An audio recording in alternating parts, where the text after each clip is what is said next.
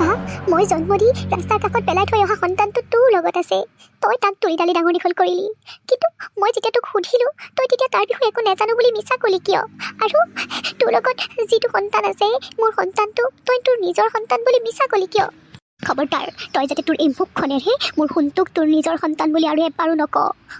মই তোক মিছা কৈছিলোঁ যে মই তাৰ কথা একো নাজানো। মই তোক মিছা কৈছিলোঁ যে ই মোৰ সন্তান, কিন্তু ইয়াক মই জন্ম নিদিব পাৰোঁ। ই কিন্তু মোৰ এই সন্তান, তই যাতে আৰু এবাৰো তাক তোৰ নিজৰ সন্তান বুলি নক। ই মোৰ গৰ্ভত জন্ম নল'ব পাৰে, কিন্তু এই ২৭টা বছৰে তাক মই যেনেদৰে মৰম আদৰেৰে ৰাখিছোঁ তই সেইটো কেতিয়াও নুবুজিবি। মই নুবুজা নহয় বা মই সকলোখিনি বুজিছোঁ। মই জন্ম দি পেলাই থৈ অহা সন্তানটো যে জীয়াই আছে এইটোৱেই মোৰ কাৰণে বহুত। আৰু সি যে তোৰ হাতেৰে লালন পালন হৈ ডাঙৰ দীঘল হৈছে সেইটোতো মোৰ কাৰণে পৰম সৌভাগ্য।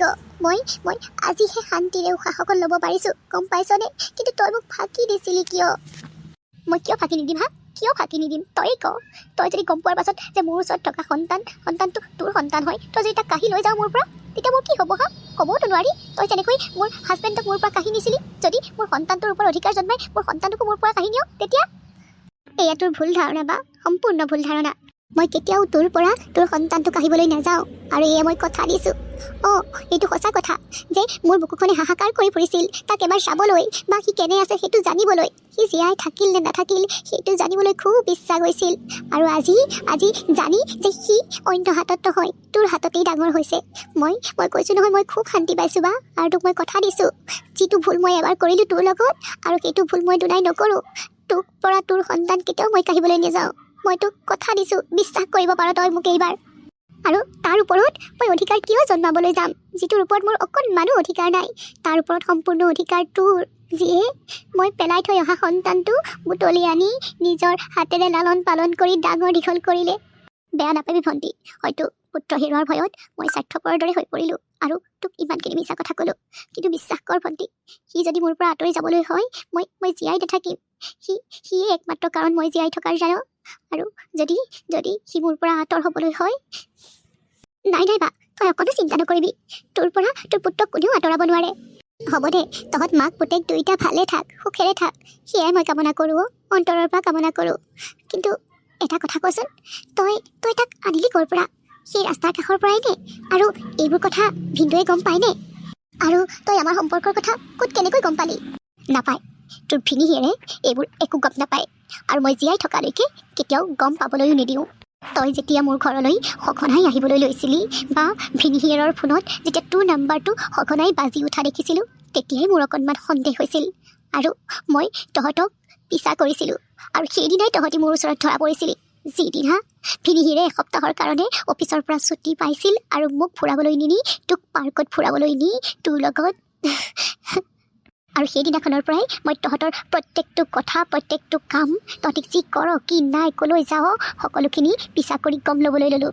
তোৰ প্ৰেগনেঞ্চিৰ কথাও মই গম পালোঁ, আৰু তেতিয়া মই ভাবিছিলোঁ হয়তো এইবাৰ ভিনিহিয়েৰে মোক ডাইভৰ্চ দি তোক বিয়া পাতি ল'ব, কিন্তু তেনে নকৰিলে। হয়তো নিজৰ সন্মানৰ খাতিৰত, নহ'লে মাক দেউতাকৰ ভয়ৰ বাবে। তোৰ কেঁচুৱা জন্ম হোৱাৰ পাছত ভাবিছিলোঁ সি তোক তোৰ কেঁচুৱাটোৰ সৈতে ক'ৰবালৈ পঠিয়াই দিব, গোপন ঠাইত ৰাখিব, যেনেকৈ সেই ৯ মাহে ৰাখিছিলে। কিন্তু সি তাৰ ওলোটাহে কৰিলে, তোক কেঁচুৱাটো ৰাস্তাৰ কাষত দলিয়াই থৈ আহিবলৈ বাধ্য কৰিলে। মই সকলোখিনি গম পাওঁ। সেইদিনাখন তহঁতে সন্তানটো ৰাস্তাৰ কাষত পেলাই থৈ অহাৰ পাছত গাঁওখনৰ মানুহবোৰ গোট খাই গৈছিল, আৰু তাৰ মাজৰে দুগৰাকী মহিলাই তাক ততাতৈয়াকৈ হস্পিটেললৈ লৈ গৈছিল। আৰু ময়ো লগালগ সিহঁতৰ পিছা কৰিবলৈ আৰম্ভ কৰিলোঁ, আৰু সিহঁতৰ লগতে ময়ো হস্পিটেল পালোগৈ। এতিয়াহে মনটো ভাল লাগিছে ল'ৰাটো যে ভালে কুশলে আছে। তাকেহে ময়ো খুব ভয় খাইছিলোঁ ল'ৰাটো কিবা এটা হ'ব বুলি, কিন্তু ভগৱানে চকু মেলি চালে, দেখিছা ঈশ্বৰ আছে গম পোৱা নে? ঈশ্বৰে ল'ৰাটোক একো হ'বলৈ নিদিলে, দেখিলা? বাইদেউ, ল'ৰাটো এতিয়া কেনেকুৱা হৈ আছে, মানে ভাল হৈছে নে সি? ভাল হৈছে ল'ৰাটো, ডক্টৰে কৈছে এতিয়া একো চিন্তা কৰিবলগীয়া কথা নাই। বেয়া নাপাব, মই কিন্তু আপোনাক চিনি পোৱা নাই।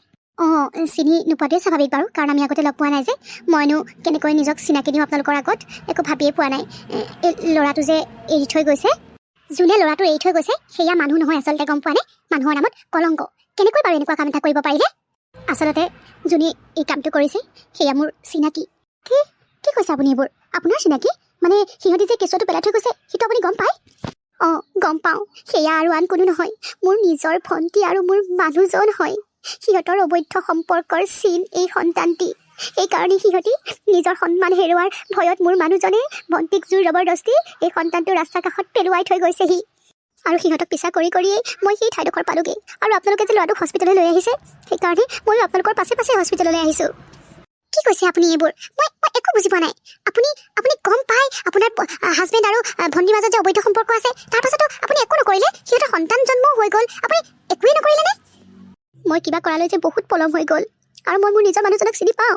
মই যদি সিহঁতৰ কথা গম পোৱাৰ পাছত সিহঁতৰ আগত ক'লোগৈহেঁতেন বা প্ৰতিবাদ কৰিলোহেঁতেন তেতিয়া হয়তো আজি মই বাচিও নাথাকিলোহেঁতেন। নিজৰ সন্মান বচাবৰ বাবে মোৰ মানুহজন বহুত তললৈ নামিব পাৰে, আনকি মোক মাৰি পেলাই ৰাস্তা কাষত পেলাই থৈ যাব পাৰে। যিজন মানুহে নিজৰ সন্তানটো এনেকৈ ৰাস্তা কাষত দলিয়াই থৈ যাব পাৰিলে আপোনালোকেই ভাবক সেই মানুহজনৰ বিৰুদ্ধে যদি মই গ'লোহেঁতেন মোৰ লগত কি কৰিলেহেঁতেন। সেইকাৰণে এইবোৰ সকলোখিনি জানি বুজিও মই বোবা হৈ আছিলোঁ। আপোনাৰ কথা আমি বুজিব পাৰিছোঁ বাইদেউ, কিন্তু আপুনি এতিয়া কি কৰিব? বাইদেউ, আপোনালোকক মই প্ৰথমতে বহুত ধন্যবাদ জনাইছোঁ। আপোনালোকে যে এই সন্তানটো ভালে কুশলে হস্পিটেল পোৱালেহি। আপোনাক এটা মই অনুৰোধ কৰিব বিচাৰিছোঁ, আপুনি মোক এটা সহায় কৰিব লাগে। সহায় কৰিব পাৰিবনে? কওকচোন বাৰু। যদি কৰিব পৰা সহায় কৰিম। আৰু যদি মই এই সন্তানটোক এতিয়া হস্পিটেলৰ পৰা বাহিৰে ঘৰলৈ লৈ যাওঁ তেতিয়া মোক আৰু এই সন্তানটোক মোৰ মানুহজনে জীয়াই নাৰাখে। আপুনি কেইদিনমানৰ বাবে এই সন্তানটোক আপোনাৰ লগত ৰাখিব পাৰিবনে? আপুনি চিন্তা কৰিব নালাগে, ইয়াৰ সকলো খৰচ মই বহন কৰিম। খৰচলৈ একো কথা নাই, কিন্তু আপুনি মোক এখন সহায় কৰক বাইদেউ। অন্ততঃ এই কেঁচুৱাটো জীয়াই থাকিবৰ বাবে সহায় কৰক। মই যেতিয়া সকলোখিনি চিজিল লাগিব তাক আপোনাৰ ওচৰৰ পৰা লৈ যামহি, কিন্তু যেতিয়ালৈকে নিব নোৱাৰোঁ তেতিয়ালৈকে অন্ততঃ আপুনি তাক ভালে কুশলে আপোনাৰ লগতে ৰাখক। মোৰ বিশ্বাস আপুনি পাৰিব। কিন্তু বাইদেউ, ইতিমধ্যে পুলিচকো খবৰ দিয়া হ'ল। পুলিচে যদি কিবা, আপুনি পুলিচলৈ কোনো চিন্তা কৰিব নালাগে বাইদেউ, পুলিচৰ লগত মই কথা পাতিম। আপুনি মাত্ৰ মই যেতিয়ালৈকে আপোনাৰ ওচৰৰ পৰা এই সন্তানটো নিনিওহি তেতিয়ালৈকে ইয়াক আপোনাৰ লগত ৰাখক। হ'ব বাইদেউ, আপোনাৰ চকুত মই এই সন্তানটোৰ প্ৰতি প্ৰকৃত মৰম ভাল পোৱা দেখিছোঁ, গতিকে এই সন্তানটোক মই একো হ'বলৈ নিদিওঁ। ইয়াক মই মোৰ লগতে ৰাখিম আৰু আপোনাক গতাম। আপোনাৰ যেতিয়াই সুবিধা হয় তেতিয়াই ইয়াক মোৰ ওচৰৰ পৰা লৈ যাবহি।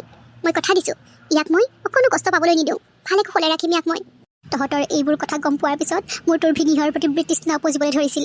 মই মাত্ৰ এটা সুযোগৰ বাবে বাট চাই আছিলোঁ, কাৰণ মই যদি নিজেই তেওঁ কবলৰ পৰা ওলাই আহিবলৈ চেষ্টা কৰোঁ তেতিয়া তেওঁ মোক সোধাই নেৰে। কিন্তু এই সুযোগটো ভগৱানে মোক দিলে, তেওঁ নিজেই মোক এৰি দিলে।